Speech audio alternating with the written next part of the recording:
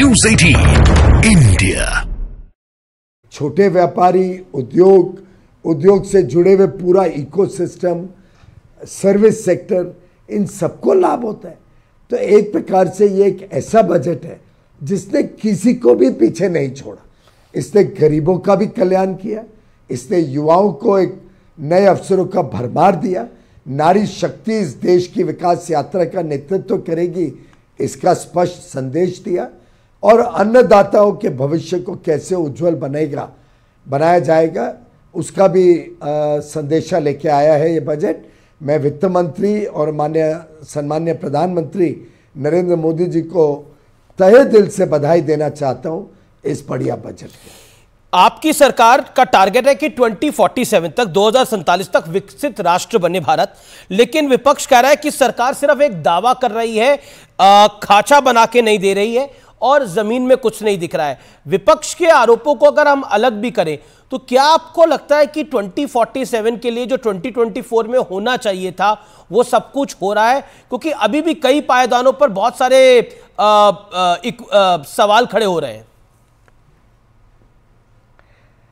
आमिष जी, विपक्ष की एक समस्या है कि उनको टीवी पे आके आलोचना करनी पड़ती है, पर जब हमसे प्राइवेटली बात करते हैं पार्लियामेंट में तो हक्के बक्के बैठे हुए हैं।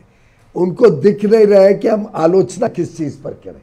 अब आप कल का माननीय राष्ट्रपति जी का अभिभाषण देखिए। उन्होंने एक प्रकार से जो प्रधानमंत्री नरेंद्र मोदी जी का कार्यकाल रहा है उसका एक ब्यौरा देश के समक्ष रखा। ऐसा कोई क्षेत्र नहीं है, ऐसा कोई वर्ग नहीं है, ऐसा कोई व्यक्ति नहीं है जिसके जीवन में परिवर्तन ना आया हो। जो रिफॉर्म, ट्रांसफॉर्म और परफॉर्म की बात लेके ये सरकार ने काम किया है, इसकी झलक तो जमीन पे नुक्कड़ कोने कोने पे देखने को मिलती है जी। चाहे चाहे वो किसानों के जीवन की बात देख लो, हर किसान का हर वर्ग। वित्त मंत्री जी ने बताया कि एमएसपी की खरीद 2.5 गुनी की गई है प्रधानमंत्री जी के, मोदी जी के कार्यकाल में। 3 करोड़ घर तो बन चुके हैं, बाकी 1 करोड़ और घर शहरों में बने हैं, तो यानी 4 करोड़ घर गरीबों को मिले हैं। आगे चल के 2 करोड़ मध्यम वर्ग परिवारों के लिए घर की बात वित्त मंत्री जी ने की है। क्या पिछले वर्ष 10 लाख करोड़, यानी जो वर्ष अब चल रहा है, और अगले वर्ष के लिए 11,11,000 करोड़ सिर्फ सरकार निवेश करेगी इंफ्रास्ट्रक्चर में। तो आप कल्पना करिए, इसके अलावा निजी निवेश, विदेशी निवेश, राज्य सरकारों का निवेश।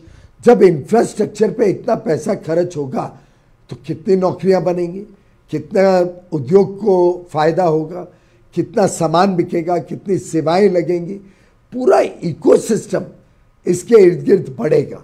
और जहां तक पर्यटन की बात है, टूरिज्म ने तो विश्व के बड़े बड़े देशों को बनाया है। अब भारत भी टूरिज्म में बड़ी छलांग लगाएगा और इसका सीधा लाभ हमारे युवा युवतियों को, हमारी बहनों को मिलेगा।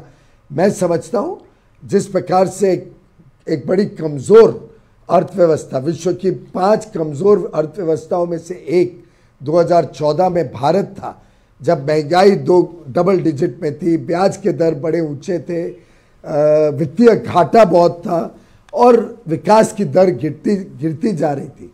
वहां से लेके ये जो कार्यकाल, ये जो प्रवाह रहा है 10 वर्षों का, जिसने भारत को विश्व की 5वीं सबसे बड़ी अर्थव्यवस्था बनाया, एक बड़े स्ट्रॉन्ग मैक्रो फंडामेंटल्स के साथ आज हम तैयार हैं अमृत काल में विकसित भारत बनाने के लिए।